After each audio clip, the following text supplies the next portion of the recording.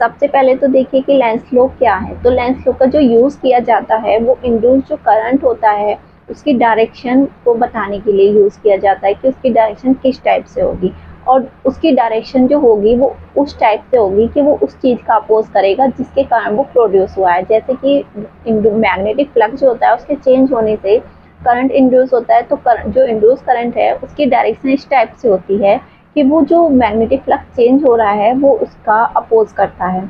और ये जो लॉ है लेंस लॉ, ये बेस्ड है कंजर्वेशन ऑफ एनर्जी पर। तो उसके लिए सबसे पहले हम क्या करते हैं, लेंस लॉ को और अच्छे से समझने के लिए तो सबसे पहले हम एक क्लोज्ड कॉइल लेते हैं जिसमें कि करंट फ्लो हो रहा है, और एक बार मैग्नेट लेते हैं। उसके नॉर्थ पोल को जब हम उस क्लोज्ड कॉइल के पास लेकर आते हैं तो हम देखेंगे जो क्लोज्ड कॉइल है, हमें पता है कि जो क्लोज कॉइल होती है जिसमें करंट फ्लो हो रहा है वो भी अपने आसपास जो मैग्नेटिक फील्ड है वो प्रोड्यूस कर लेती है।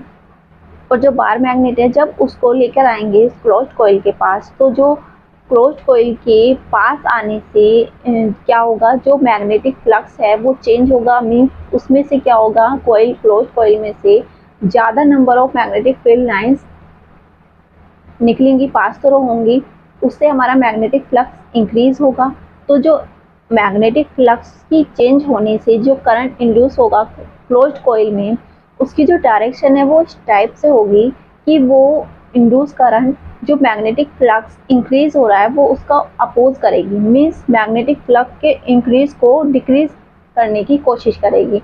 और वो डिक्रीज तभी होगा जब वो बार मैग्नेट दूर जाएगा।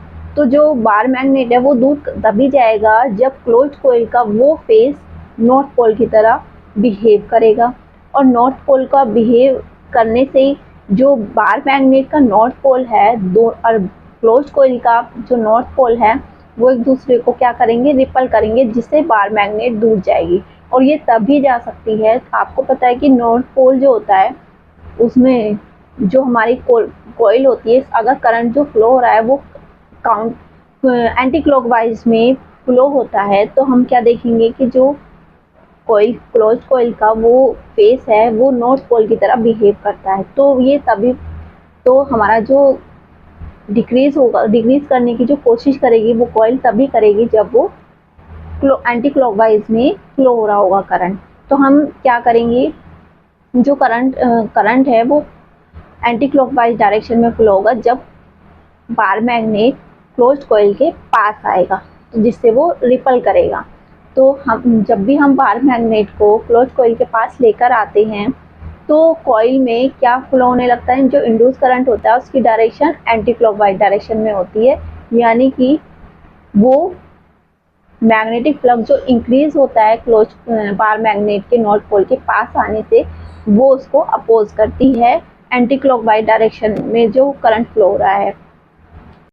इसलिए हम कह सकते हैं कि जो इंड्यूस करंट की डायरेक्शन है वो जब भी बार मैग्नेट के नॉर्थ पोल को लेकर आते हैं तो उसकी डायरेक्शन ऐसी होती है कि वो मैग्नेटिक फ्लक्स जो इंक्रीज हो रहा है उसका अपोज करता है। और ये तभी पॉसिबल है जब क्लोज्ड कॉइल में जो करंट की डायरेक्शन है वो एंटी क्लॉकवाइज डायरेक्शन में हो, जिससे कि वो फेस नॉर्थ पोल की तरह बिहेव करेगा और नॉर्थ पोल को, बार मैग्नेट के नॉर्थ पोल को क्या करेगा, रिपल करेगा, जिससे बार मैग्नेट दूर जाएगा। इसी प्रकार जैसे ही बार मैग्नेट दूर जाने लगेगा तो मैग्नेटिक फ्लक्स डिक्रीज होने लगेगा, और मैग्नेटिक फ्लक्स डिक्रीज होगा तो जो हमारा मैग्नेटिक फील्ड लाइन जो पास थ्रू होंगी क्लोज्ड कॉइल में से वो डिक्रीज होंगी, उससे मैग्नेटिक फ्लक्स डिक्रीज होगा। और मैग्नेटिक फ्लक्स डिक्रीज होने की वजह से क्या करेगा, वो इंड्यूस करंट की जो डायरेक्शन है वो इस टाइप से होगी कि वो मैग्नेटिक फ्लक्स जो डिक्रीज हो रहा है वो उसको इंक्रीज करने का कोशिश करेगी। तो वो कब पॉसिबल है, जब क्लोज्ड कॉइल का जो फेस है वो उसमें जो वो बिहेव करे एज आ साउथ पोल की तरह, जिससे वो नॉर्थ पोल को अट्रैक्ट करेगी। और ये तभी पॉसिबल है जब क्लोज्ड कॉइल में जो इंड्यूस करंट है उसकी डायरेक्शन होगी क्लॉकवाइज, जिससे वो फेस क्लोज्ड कॉइल का जो वो फेस है जो बार मैग्नेट के सामने है वो बिहेव करेगा साउथ पोल की तरह, तो वो अट्रैक्ट करेगा। और कोयल कोयल जो वो बार मैग्नेट जो दूर जा रही है वो क्लोज कोयल उसको पास लाने की कोशिश करेगा।